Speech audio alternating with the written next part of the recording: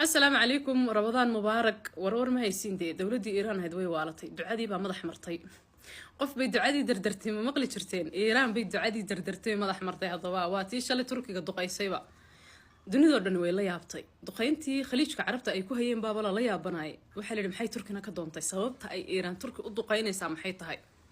ninkii la oran jiray xakaan fidaan isagoo wuxuu wacay ninkii cabaas caraqji ahaa dhigiisii dalka Iiraan aad u xanaaqsan oo wuxuu yiri meed waalintiin Iiraan oo micna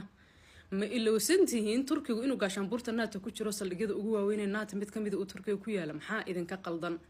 ma khariidada bariga dhaxayn la idinka tirtirada rabtaan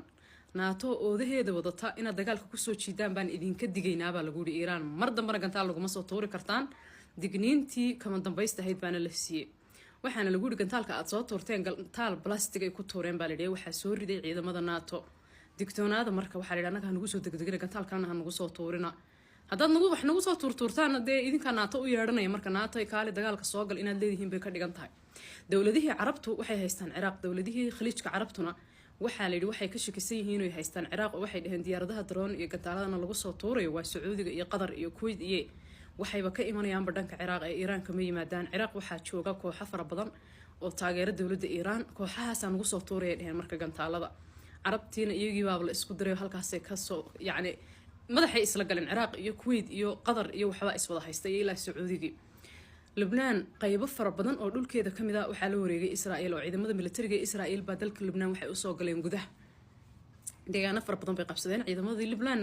markastay u soo dhawaadaan militariga Israa'iil way ka sii baxayaan meesha ay u soo dhawaadaan ma aqaan meesha iska difaaci lahaayeen Xisbullahna waxay ku garaacayaan duqeymihii ugu badnaabay waxay ku garaacayaan gudaha dhulka Yuhuudda ay xoog ku haysato meelaha ay duqeynayaan Yuhuudii ku nooleed oo dhanna way qaxiyeen Yuhuudda qaxaysa inta ugu badan Xisbullah baa qaxinayaba eeriyada yaani Lebanon dhinaceeda wixii ahaayoo dhan way qaxeen oo goboladii iyo meelihii ay deganaayeen way ka qaxeen dawladda Turkiga waxay dareemaysaa cabsi iyo abni daro waayo waxa loo badinayaa bal cidda Iiraan ku xigta inay iyaga tahay mar walba waxay ku khudbayaan yaani Yuhuuddu cadawgeega cusub niyu Iiraanta soo baxaysa waa Turkigu waa cadawgeega koobaad waa cadow weyn waa noocaas iyagiiba marka baqayo hadda wadnaha farta ku haya ninkan marka maanta iska daawanaya walaalkii oo la cunayo deesagana bari marka la cunayo baa la daawan doonaa laakiin aniga ra'yigayga ilama hayni Turkiga ku xigaan anu waxaan qiyaasiyaa inay Masar ku xigto laakiin dadka wax falanqeeya iyo dad badan waxay leeyihiin waxa ku xiga Iiraan Turkiga may kuma xigo ani waxay ila tahay waxay ka bilaabayaan Masar markay ka soo dhamaadaan bay Turkiga ku xijisiinayaan bal waan arki doonaa sidoo wax noqdo cid kasta walaalkeed marka la cunayo maanta way iska daawanaysaa shalay markii walaalhood la cunayay dalalka muslimiintu way daawanayeen maanta dalba la cunayaa way daawanayaan barina kuwa la cunaya iyo barida ka sii dambaysa waa la